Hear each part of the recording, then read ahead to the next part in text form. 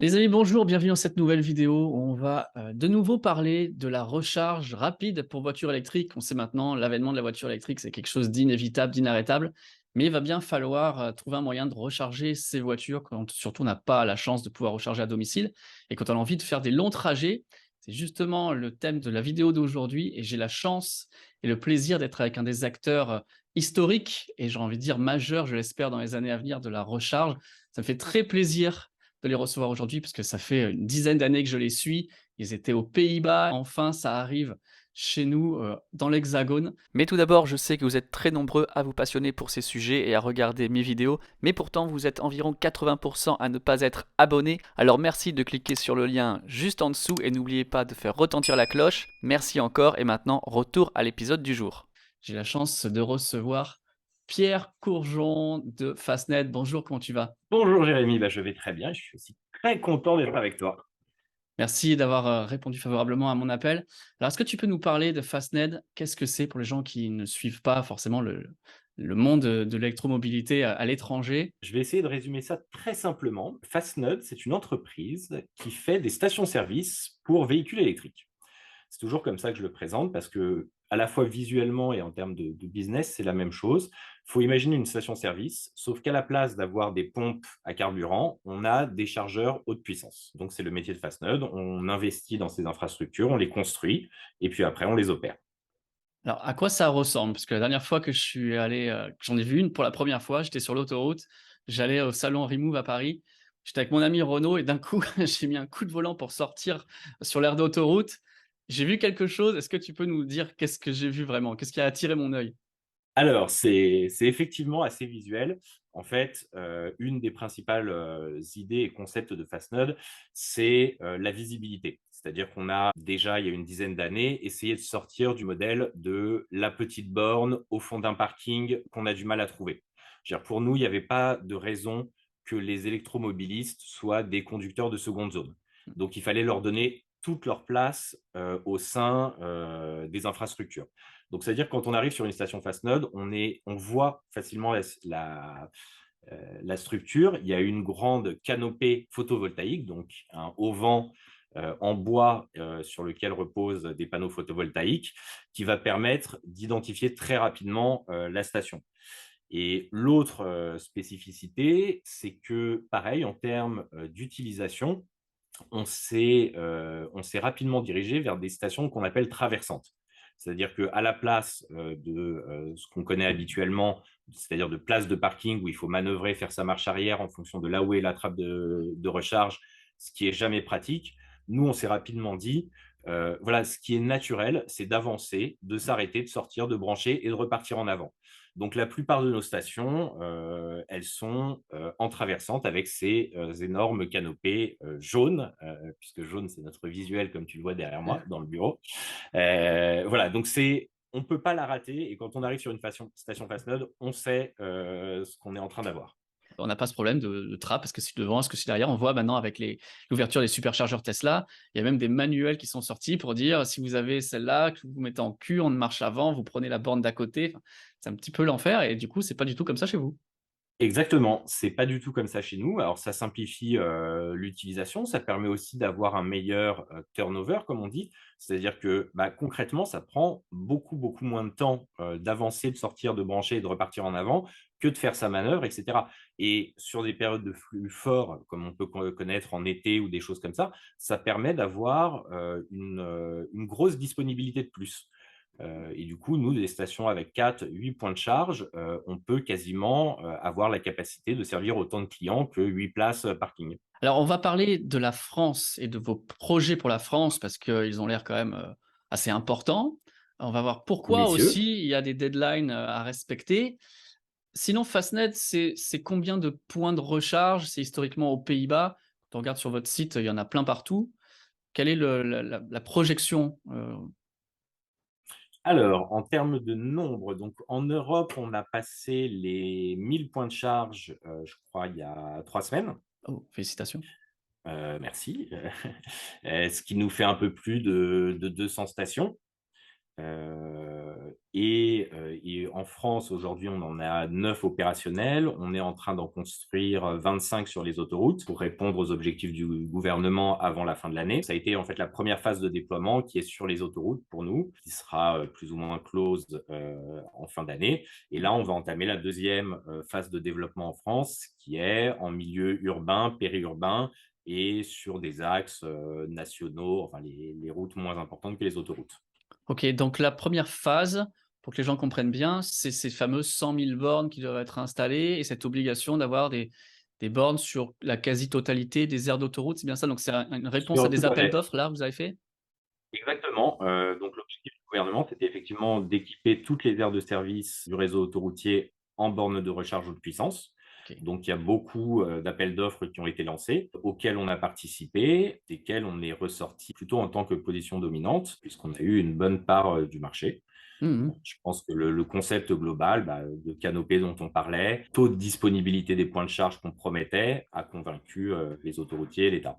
Donc là, c'est pour faire de l'itinérance, dans une première partie Tout et à fait. après donc ça sera plus autour des villes, des grands axes, des nationales pour faire un maillage du territoire, global à l'arrivée ou vous allez rester sur les grands axes et basta? Non, non, pour faire un maillage global, en fait, la recharge électrique, on a souvent tendance à penser quand on fait peu de distance, on se branche chez soi, et cetera. Il y a beaucoup de gens qui ne peuvent pas se brancher chez eux ou au travail, Ouais. et il y a beaucoup de gens qui roulent beaucoup dans la journée. Mmh. Je pense, on pourra y revenir aux VTC, aux livreurs et du coup, il y a un vrai besoin, d'infrastructures haute puissance, même en ville.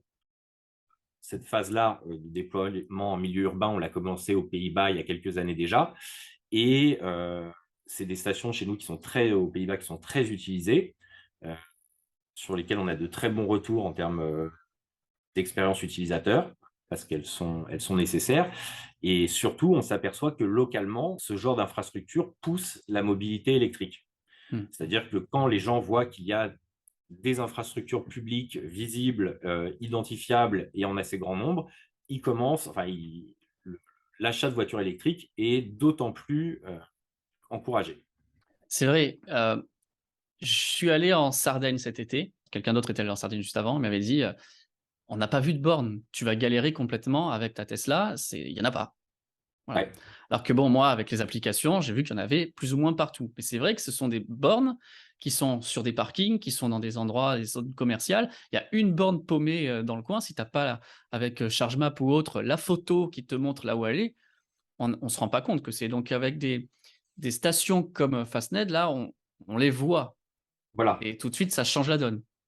exactement, exactement et effectivement, c'est, que ce soit, tu en parlais quand on va en vacances ou en week-end, bah, c'est indispensable de pas passer 3 heures sur ces Mmh. apps à chercher où est la borne et ensuite sur place, de la chercher pendant encore 10 minutes. Faut que ce soit beaucoup plus naturel que ça et Mmh. c'est la vocation de Fastnode, de justement éviter que les gens se posent cette question quand ils voyagent de: «Où est-ce que je vais recharger? Comment je vais faire?» C'est pour ça que notre slogan, c'est, «Donner plus de liberté aux conducteurs de véhicules électriques», parce que c'est vraiment ça le but. C'est, qu'on puisse sereinement, partir en week-end, aller au travail, partir en vacances sur de la longue distance sans se poser la question de comment on va faire pour recharger. Mmh. Tu me disais tout à l'heure les VTC.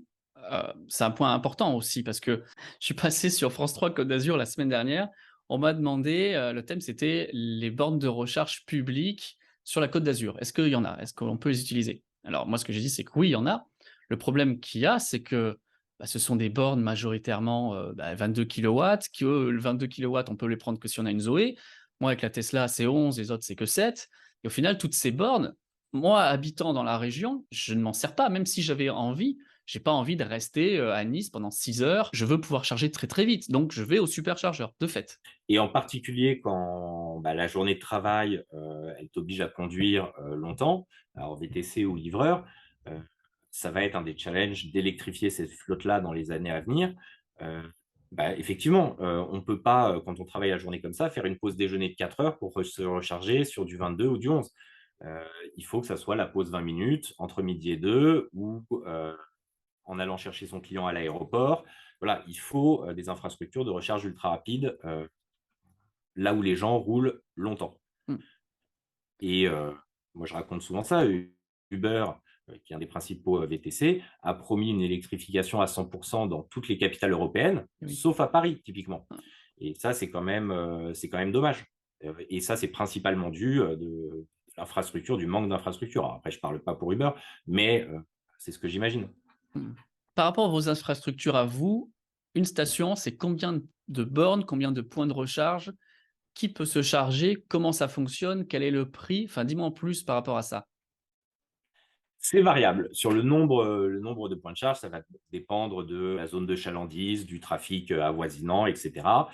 Euh, Nous, on est sur un modèle, on est conditionné par notre business plan, donc on dessine et on conçoit nos stations pour ce dont on aura besoin dans les 5 années à venir. Et D'accord. après, on refait des investissements. On s'assure toujours, quand on achète un lieu, quand on le loue, qu'on a la possibilité de s'étendre. On design à la nécessité aujourd'hui, avec possibilité de s'adapter.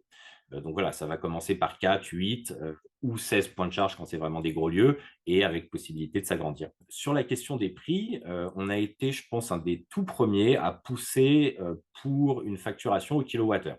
Ouais. Donc aujourd'hui, on est à 59 centimes du kilowattheure en France, ce qui nous paraît très raisonnable, vu l'investissement qui est réalisé. C'est des fonds privés, faut bien Exactement, comprendre. c'est des fonds privés, on est une entreprise cotée en bourse, donc on a des actionnaires, comme n'importe quelle société cotée en bourse, on a entre guillemets, des obligations de résultats. Un sou qu'on investit est un sou qu'on doit rentabiliser. Et par rapport à ça, je vois qu'il y a une amélioration, à mon sens, tu vas me dire si je me trompe ou pas, et une modification dans les installations de bornes de recharge. Pendant très longtemps, les bornes ont été, j'ai l'impression, installées parce qu'il fallait le faire, parce que ça faisait bien, parce qu'on a fait un jour un partenariat DBT/Nissan/Auchan. J'ai mis, je me rappelle très bien, le réseau Corridor, toutes ces bornes qui, si elles ne marchaient pas, bah, ouais, de toute façon, il y avait quoi? Il y avait, 1 500 personnes qui avaient des Leaf, en 2013, allez, elles marchent pas, c'est pas bien grave. Heu, Maintenant, j'ai l'impression que les choses vont différemment, surtout sur l'axe de recharge rapide, parce que c'est bien là que sont les pure players et l'argent privé. J'en parlais, les bornes même publiques sont souvent en panne parce que c'est les communautés d'agglomération, tout ça, donc ça marche pas. Bon, ben, le temps que l'administration fasse son travail, on va dire. Vous, vous êtes obligé, vous avez une obligation de résultat, une obligation d'efficacité. Est-ce que c'est pas en train de changer complètement là? Le braquet a, j'ai l'impression depuis 24 mois, 12-24 mois, a complètement changé sur les installations de bornes, non? C'est complètement vrai, il y a de nombreux nouveaux acteurs qui émergent et qui sont, comme tu dis, des pure players, des gens qui font exclusivement, souvent exclusivement de la recharge ultra rapide. Et effectivement, c'est un game changer, pour utiliser plein d'anglicismes, Pas grave, dans tu la peux mesure aussi. où, bah, comme nous, hein, on a effectivement une obligation de résultat. C'est-à-dire que un client qui arrive chez nous et qui ne peut pas recharger, c'est un client perdu. Mmh. Et c'est non seulement un client perdu cette fois-ci, c'est un client perdu la fois d'après où il aura besoin de surcharger, possiblement sa famille parce que c'est un effet négatif. Donc, on a vraiment la nécessité, si on veut perdurer dans le business, si on veut que les gens nous fassent confiance euh, et si on veut avoir une rentabilité, d'avoir une qualité de service inégalée. Alors après, je ne vais pas cracher sur ceux qui ont été aussi précurseurs, hein. Je dirais Exivia, effectivement, ça a été un fiasco, mais ils ont eu le mérite de lancer le premier pas. Mmh. Peut-être qu'en France, cette période premier pas a pris un peu de temps, mais sur les 2 dernières années, effectivement, se ressortent des acteurs qui améliorent beaucoup les choses. Et ça se ressent dans le comportement dans les achats de voitures électriques. Les gens sont plus confiants. Et ils ont bien raison. Effectivement, il y a plein de nouveaux entrants. Moi, je trouve que c'est une bonne chose de mon point de vue, du point de vue utilisateur. Puis on a vu, chacun arrive à se positionner différemment. Et puis, honnêtement, des bornes de recharge aujourd'hui, tout est à faire. Et je pense qu'un seul acteur n'y arriverait pas. Même Tesla, avec ses superchargeurs, n'y arrive pas à lui tout seul.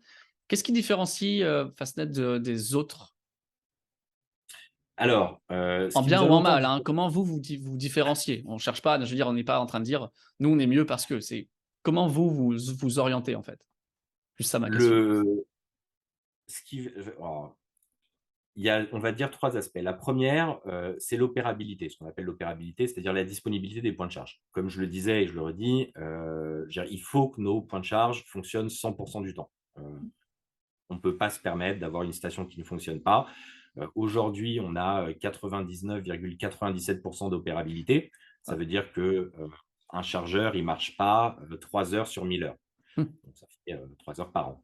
Euh, donc voilà, quand on arrive sur une station Fastnode, on a la certitude que ça va marcher. Ça, c'est une première différenciation. La deuxième, on en parlait au début, c'est sur la visibilité. Pas considérer les utilisateurs comme des conducteurs de seconde zone. Euh, et ce qui va avec, le côté branding jaune quand on arrive sur la station, qui annonce la qualité de service qui va suivre. Mmh. Donc, c'est les deux premiers points hyper importants, qualité de service et visibilité. Après, on se positionne comme un business vraiment à part entière. C'est-à-dire qu'on ne va pas se mettre en complément d'un autre service. Typiquement, on ne fait pas des chargeurs pour supermarché, près d'un McDo ou des choses comme ça. Mmh. On se définit vraiment comme une station à proprement parler. À terme, on aura des petits magasins. Euh, Waouh. Typiquement, sur les autoroutes, là, on va essayer d'installer, on est en train de travailler sur l'installation d'équipements, que ce soit pour les enfants, de petits équipements de sport, pour que pendant la pause, on fasse quelque chose. Mmh. C'est voilà, l'idée, c'est que quand on arrive dans une station Fastnode, il y a une expérience globale. Tout à l'heure, tu m'as dit les bornes sont utilisables 99,7% du temps. Alors, je vais faire l'avocat du diable. Si je suis dans le 0,3% où ça marche pas, est-ce que bah, je passe mon chemin ou est-ce qu'il y a une hotline, quelque chose? Comment on fait? Alors, il y a une hotline, c'est même quelque chose dont on est assez fier. Donc, il y a un numéro hyper visible sur le chargeur à appeler. Et ce qui, je pense, nous différencie encore une fois, c'est l'internalisation de la hotline. C'est-à-dire que quand vous appelez le numéro Fastnode, c'est une personne qui est dans le bureau d'Amsterdam, qui travaille pour Fastnode, Ah, qui en face d'elle a le code source du chargeur. Enfin, moi, je le visualise un peu comme dans la Matrix, mais enfin, concrètement, ils ont vraiment un écran qui affiche les erreurs. Ils ont un pouvoir de rebooter les ah systèmes. oui. Donc, et ça, je sais que les gens qui appellent le service client sont toujours hyper à la fois agréablement surpris et contents de l'interaction. Mmh. Parce que c'est des gens, notre service client, c'est des gens qui savent ce qu'ils font, qui sont entièrement au courant et qui ont un vrai pouvoir d'action. Euh, Tout ça, c'est Ça bien. fait Une panne, partie de... les pannes n'arrivent pas souvent, mais quand ça arrive, je pense que vous travaillez en amont parce que doit y avoir des remontées d'infos. Et si Exactement. jamais ça n'a pas été vu, il y a moyen de faire quelque chose. C'est pas, bah écoutez, bah, on est Voilà, désolé, appelez la dépanneuse. On c'est aura une ça. pièce qui viendra dans 6 mois de on ne sait où. Exactement. Et de toute façon, elle ne sera jamais un client en rade. Il y aura toujours une solution qu'on trouvera pour l'aider. Mmh. Et puis de toute façon, bah, peut-être que si une borne est en défaut, comme vous mettez des grappes et pas la fameuse borne au Non, fin fond d'un truc, il suffit peut-être de se décaler le temps de quoi. exactement. Ce qui est jamais top, hein, Non, mais il mais y a une on aura solution. toujours une recommandation ou aller à 10 km, aller à 20 km, etc. Il y a une chose que j'ai remarqué tout de suite quand je suis allé visiter votre station, c'est le TPE. La possibilité de pouvoir payer sa recharge, non seulement, comme tu l'as dit tout à l'heure, au kilowattheure. Pour moi, c'est l'évidence absolue, pour plein de raisons, hein, notamment le fait que, bah, si j'ai une Tesla, je vais charger à telle vitesse. Si j'ai une Kia e-Niro, je vais charger à une autre vitesse. Donc, on est, c'est pas logique de pas payer la même chose pour la même quantité d'électricité, selon moi. L'autre chose, c'est que vos stations sont hyper faciles. Heu, on peut payer par carte. Je pense même qu'il y a le plug and charge qui existe aussi chez vous. Tu peux Oui. m'expliquer comment ça fonctionne? Alors déjà sur la partie carte bancaire, effectivement, pour nous, assez rapidement, ça a été une évidence. Je veux dire, on parle 2 secondes avec quelqu'un qui a une voiture électrique, ça le gonfle d'avoir 10 cartes d'itinérance. Donc, Bien sûr. qui au final ne sont que des cartes bleues pour payer de la recharge. Mmh. Donc, Et pour, voilà, et pour payer un supplément, que ça soit Jirev ou que ça soit, X ou Y carte. voilà, exactement. Donc c'est tellement plus facile que de scanner un QR code, machin. On a un TPE. Aujourd'hui, c'est sans contact. Là, l'année prochaine, on commence à installer ceux avec code PIN. Ah, Euh, ce qui permettra d'aller sur des transactions plus élevées. Euh, donc voilà, ça c'était vraiment pour nous la base de l'expérience, de l'amélioration de l'expérience client. Et le deuxième point sur AutoCharge, donc ce que je vais dire en préambule, c'est qu'on internalise énormément chez Fastnode sur tous les aspects. Et un des gros aspects où on internalise, c'est sur le logiciel qui pilote les bornes et tout l'écosystème qui va à l'intérieur du chargeur, tout OK. l'écosystème informatique. On a une grosse team de devs, notamment, qui ont lancé, maintenant je crois que c'était il y a 2 ans, ce projet AutoCharge, donc pour lancer une recharge sans interaction humaine. Une petite manip à faire avant sur l'app pour enregistrer son véhicule, mais la fois d'après, quand on va sur la station, on branche le câble la voiture reconnaît le chargeur reconnaît la voiture, ils discutent entre eux et la recharge se lance. Il y a besoin d'appuyer sur aucun bouton. Aussi Ça, c'était simple pour qu'un terminer. superchargeur. Aussi simple, c'est exactement, bon, on a tout pompé sur Tesla à ce niveau-là, mais ouais, mais Il parce faut que pomper les bonnes l'expérience, idées. c'est ça. L'expérience quand on va sur un superchargeur, elle est aussi très agréable pour ça. Il n'y a pas de question à se poser. Euh, donc voilà, en attendant que tout ça soit normatisé, nous, on n'a pas tardé, on a mis ça en place. Et du coup, ça simplifie effectivement encore beaucoup la vie. En ce moment, on est en période de tension électrique, probablement cet hiver. On est en période où les prix de l'électricité explosent, les prix de l'énergie explosent. Est-ce que tu penses que les tarifs pratiqués aujourd'hui vont pouvoir rester comme ça? Et est-ce que pour toi, la voiture électrique va être un sujet de tension sur le réseau cet hiver? Alors, un sujet de tension, ça je ne sais pas, il faudrait demander à RTE, mais nous, le message qu'on pousse au niveau des affaires publiques, c'est parce qu'on a commencé à entendre ça, que les services de recharge ultra rapides seraient peut-être coupés aux heures de pointe, etc. Encore une fois, c'est les électromobilistes qui vont avoir un sous-service. Donc nous, on essaye de se battre pour dire, voilà, il y a une transition énergétique, on a besoin d'encourager les gens et de leur donner de la sérénité. Ce n'est pas le moment de mettre un nouveau coup de balai aux infrastructures. Le réseau, sur l'aspect vraiment purement physique du réseau, tient, on le sait. Et après, c'est des choix à faire, effectivement, politiques, sur quel service on va favoriser et quel service on va couper. Il viendrait à personne l'idée de couper les stations de carburant Mmh. quand il y a un problème d'électricité.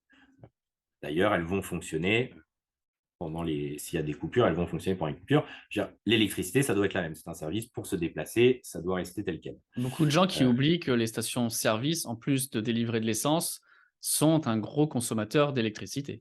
exactement, exactement. À Donc, je prendre veux en dire, compte aussi dans c'est le rendu global, c'est le pourcentage d'énergie produit par rapport au litre d'essence et des 30 voilà. de combustion du moteur atmosphérique. Il faut aussi pas oublier l'électricité nécessaire. Bon, j'oublie le raffinage et tout ça, mais ne serait-ce que pour la Oui, station. exactement, Mmh. exactement. Donc, je veux dire, mais effectivement, et c'est un choix politique qui doit être fait de est-ce qu'on continue à favoriser les anciens ou est-ce qu'on se dit, bon, bah, maintenant, c'est un carburant est un carburant, règle pour tout le monde. Mmh. Donc ça, c'est un premier point. Sur la crise énergétique, effectivement, c'est assez inquiétant. On pense que c'est temporaire. Euh, pour l'instant, nous, on n'a pas prévu d'augmenter nos prix, que ce soit d'ici la fin de l'année et je ne pense pas dans les mois à venir. On a sécurisé des contrats. Et puis voilà, on savait faire notre pricing, on avait su anticiper ces choses-là, ces variations de marché. Euh, Après, c'est vrai qu'il y a des acteurs que ça impacte plus que d'autres. On pousse aussi on essaye de pousser au niveau des gouvernementales pour qu'il y ait, de la même manière qu'il y a un bouclier tarifaire pour les particuliers, qui est un bouclier tarifaire sur le carburant pour éviter que les prix flambent. Vous avez des panneaux solaires sur votre canopée en bois, c'est très joli. Je trouve ça très bien réussi du niveau esthétique. Est-ce que c'est 100% greenwashing ou est-ce que ça a un réel intérêt, hormis aussi de pouvoir se protéger quand il pleut?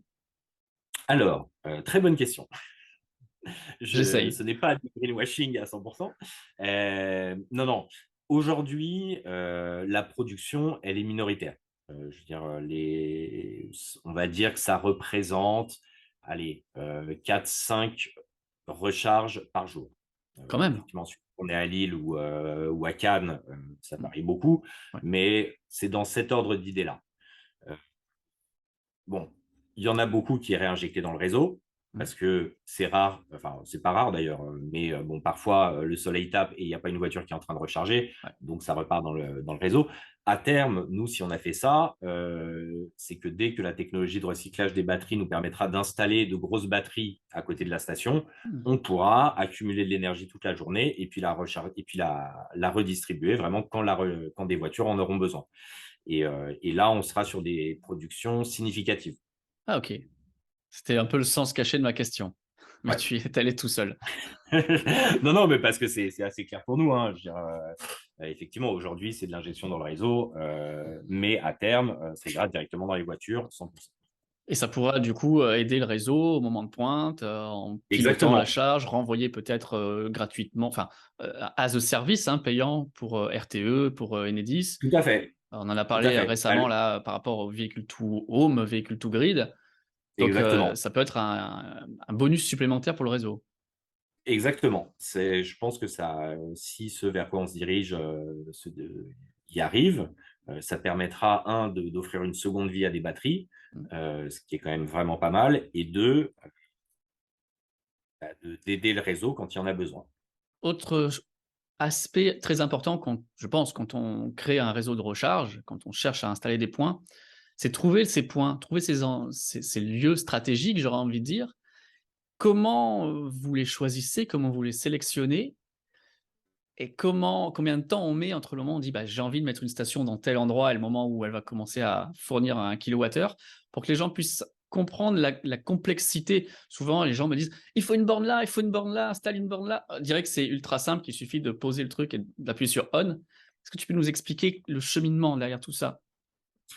Alors, on a 2 équipes, distantes, mais qui travaillent beaucoup ensemble là-dessus.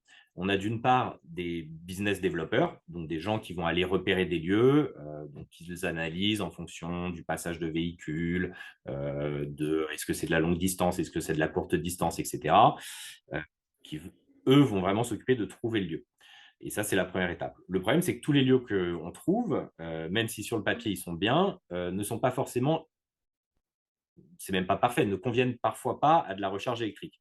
Et c'est Mmh. pour ça qu'on a une deuxième équipe qui sont des architectes, dont le métier, ça va être de dessiner la station et de voir comment elle va s'incorporer à la fois dans l'infrastructure locale et comment elle va être utilisée par les gens.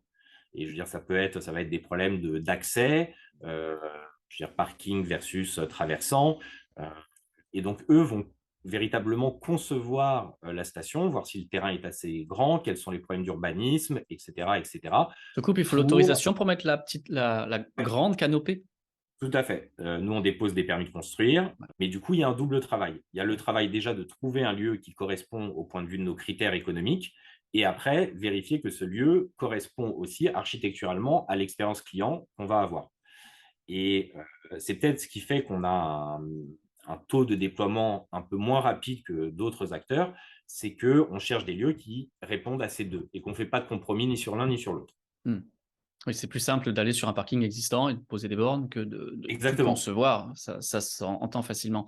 Et du coup, Ça irait combien de beaucoup plus temps il vite. se passe entre les 2? Entre le moment où on a repéré sérieusement un lieu et le moment où il y aura le premier véhicule qui charge, on va dire qu'il se passe un an. OK. Parce que, ouais, essentiellement parce qu'il y a toute cette problématique de connexion Enedis. Donc, on demande des puissances quand on a 8 chargeurs 300 kilowatts. Bah, ça demande beaucoup de puissance au réseau. Donc, il faut demander que Enedis fasse des travaux. Et ça, voilà, ça prend en général, ça prend 6-8 mois. Mmh. Et ce sont vos Après, équipes après qui installent, qui supervisent tout exactement. ça? Exactement. Une fois que Enedis est fait, après, ça va très vite. Nous, on a quand même développé 10 ans de savoir-faire dans la Oui. construction de nos stations. Donc, grosso modo, en un mois, c'est bouclé. Ce qui est toujours Mmh. très impressionnant. Ouais. Euh, nos partenaires fonciers sont toujours très, très surpris. Ils nous disent ça démarre pas, ça démarre pas, ça démarre pas. Et le jour où ça C'est démarre, fini. ils n'ont pas le temps de le voir venir que c'est déjà fini. Donc, mais ça a été toute une série d'optimisations. On produit nos canopées à la chaîne, elles sont uniformisées. C'est grosso modo des gros meubles Ikea à monter, donc c'est hyper facile. Combien ça vaut d'installer une station comme ça? C'est un investissement entre 500 000 et 1 million d'euros par station. Ah oui.